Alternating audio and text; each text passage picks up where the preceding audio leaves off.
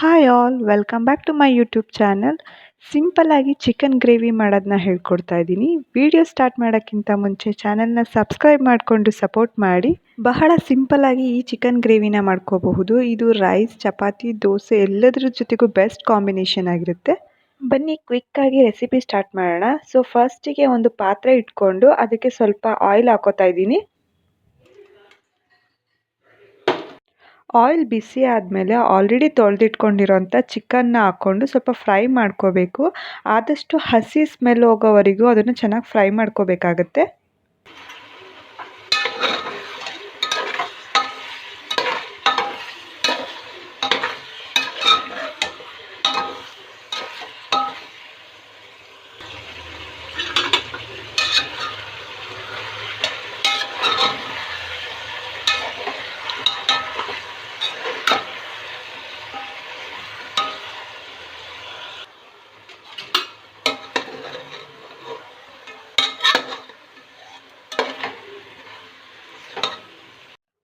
ಒಂದು 5 ಮಿನಿಟ್ಸ್ ಚೆನ್ನಾಗಿ ಅದನ್ನು ಫ್ರೈ ಮಾಡಿಕೊಂಡು ಅದಕ್ಕೆ 1 ಸ್ಪೂನ್ ಆಗೋಷ್ಟು ಅರಿಶಿನ ಸೇರಿಸ್ಕೋತೀನಿ. ಅರಿಶಿನ ಹಾಕೋದ್ರಿಂದ ಅದು ಬೇಗ ಅದು ಹಸಿ ಸ್ಮೆಲ್ ಹೋಗುತ್ತೆ. ಜೊತೆಗೆ ರುಚಿಗೆ ತಕ್ಕಷ್ಟು ಸಾಲ್ಟನ್ನು ಹಾಕೋತಾ ಇದ್ದೀನಿ. ನಾನು ಫಸ್ಟೇ ಈ ಚಿಕನಿಗೆ ಎಷ್ಟು ಸಾಲ್ಟ್ ಬೇಕೋ ಅದನ್ನು ಇಷ್ಟಕ್ಕೆ ಹಾಕೋತಾ ಇದ್ದೀನಿ.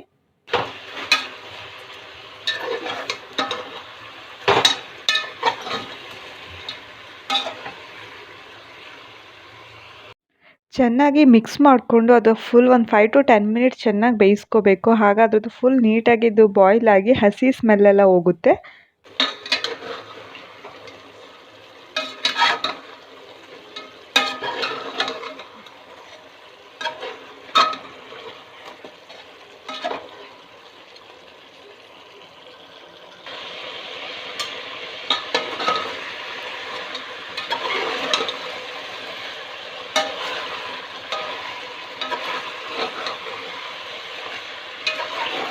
ಅರಿಶಿನ ಉಪ್ಪು ಹಾಕ್ಕೊಂಡು ಚಿಕನ್ ಚೆನ್ನಾಗಿ ಬೆಂದಾದ್ಮೇಲೆ ಅದನ್ನು ಬೇರೆ ಪ್ಲೇಟಿಗೆ ನಾನು ಟ್ರಾನ್ಸ್ಫರ್ ಮಾಡ್ಕೊಳ್ತೀನಿ.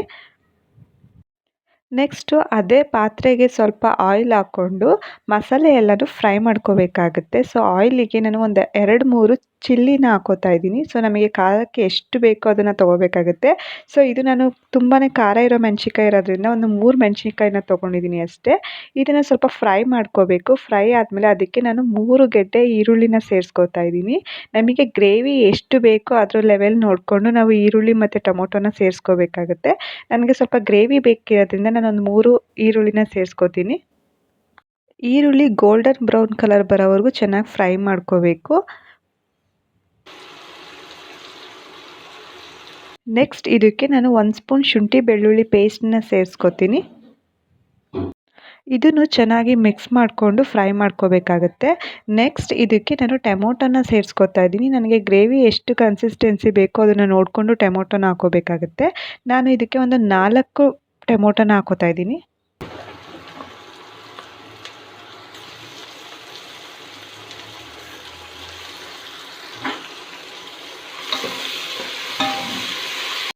ಟೊಮೊಟೊ ಎಲ್ಲ ಚೆನ್ನಾಗಿ ಬಾಯ್ಲ್ ಆಗೋವರೆಗೂ ಬೇಯಿಸ್ಕೋಬೇಕಾಗುತ್ತೆ. ಸೊ ಇದೆಷ್ಟು ನಾವು ಮಸಾಲಾನ ನೀಟಾಗಿ ಫ್ರೈ ಮಾಡ್ಕೊಳ್ತೀವಿ ಅಷ್ಟು ಟೇಸ್ಟಿಯಾಗಿ ಗ್ರೇವಿ ಬರುತ್ತೆ.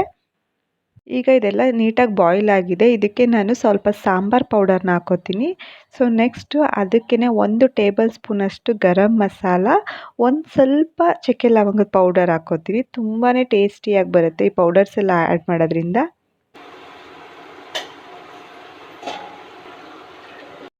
ಎಲ್ಲ ಸ್ಪೈಸಸ್ನು ನೀಟಾಗಿ ಮಿಕ್ಸ್ ಮಾಡಿಕೊಂಡು ಒಂದು 5 ಮಿನಿಟ್ಸ್ ಫ್ರೈ ಮಾಡ್ಕೋಬೇಕು. ಆಗ ಎಲ್ಲ ಸ್ಪೈಸಸ್ದು ಮಸಾಲೆ ಎಲ್ಲ ನೀಟಾಗಿ ಬಾಯ್ಲ್ ಆಗುತ್ತೆ.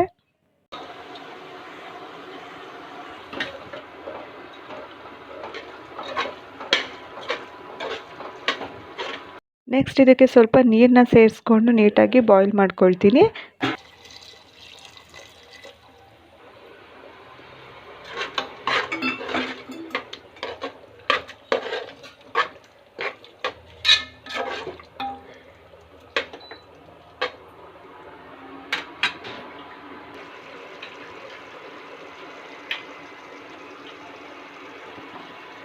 ಫೈನಲ್ ಆಗಿ ಆಲ್ರೆಡಿ ನಾವು ಏನು ಚಿಕನ್ನ ಫ್ರೈ ಮಾಡಿಟ್ಟಿದ್ವಿ ಆ ಫ್ರೈ ಮಾಡಿರೋಂಥ ಚಿಕನ್ನ ಇದಕ್ಕೆ ಸೇರಿಸ್ಕೊಂಡು ಫುಲ್ ನೀಟಾಗಿ ಮಸಾಲ ಎಲ್ಲ ಮಿಕ್ಸ್ ಆಗೋ ಥರ ನೀಟಾಗಿ ಮಿಕ್ಸ್ ಮಾಡ್ಕೋಬೇಕು.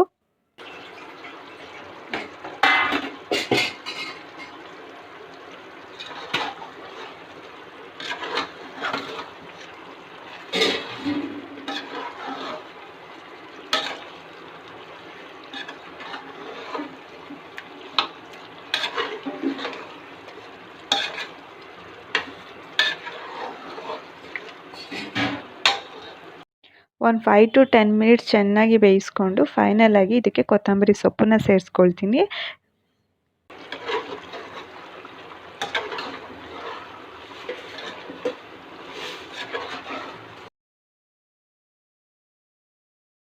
ನಾವು ಆಲ್ರೆಡಿ ಚಿಕನ್ಗೆ ಎಷ್ಟು ಬೇಕೋ ಅಷ್ಟು ಸಾಲ್ಟನ್ನು ಹಾಕ್ಕೊಂಡಿದ್ದೀವಿ. ಈಗ ಗ್ರೇವಿ ಲೆವೆಲ್ ನೋಡಿಕೊಂಡು ಸ್ವಲ್ಪ ಸಾಲ್ಟನ್ನು ಸೇರಿಸ್ಕೊಂಡು ಮಿಕ್ಸ್ ಮಾಡ್ಕೊಳ್ತಾ ಇದ್ದೀನಿ. ಸೊ ಇದನ್ನು ಒಂದು 10 ಮಿನಿಟ್ಸ್ ಚೆನ್ನಾಗಿ ಬಾಯ್ಲ್ ಮಾಡಬೇಕು. ಸೊ ಇಲ್ಲಿಗೆ ಟೇಸ್ಟಿಯಾದ ಚಿಕನ್ ಗ್ರೇವಿ ರೆಡಿಯಾಗುತ್ತೆ. ಎಲ್ಲದ್ರ ಜೊತೆಗೂ ಒಂದು ಬೆಸ್ಟ್ ಕಾಂಬಿನೇಷನ್. ಇದು ನನ್ನ style chicken gravy. So I hope ಎಲ್ರಿಗೂ ಇಷ್ಟ ಆಗಿದೆ ಅಂತ ಅಂದ್ಕೊಳ್ತೀನಿ. ಸೊ ಈ ವಿಡಿಯೋ ಇಷ್ಟ ಆಗಿದ್ದಲ್ಲಿ ಲೈಕ್ ಮಾಡಿ, ಶೇರ್ ಮಾಡಿ, ಕಮೆಂಟ್ ಮಾಡಿ, ಸಬ್ಸ್ಕ್ರೈಬ್ ಮಾಡ್ಕೊಳ್ಳೋದನ್ನ ಮರಿಬೇಡಿ. ಪ್ಲೀಸ್ ಸಪೋರ್ಟ್ ಮಾಡಿ.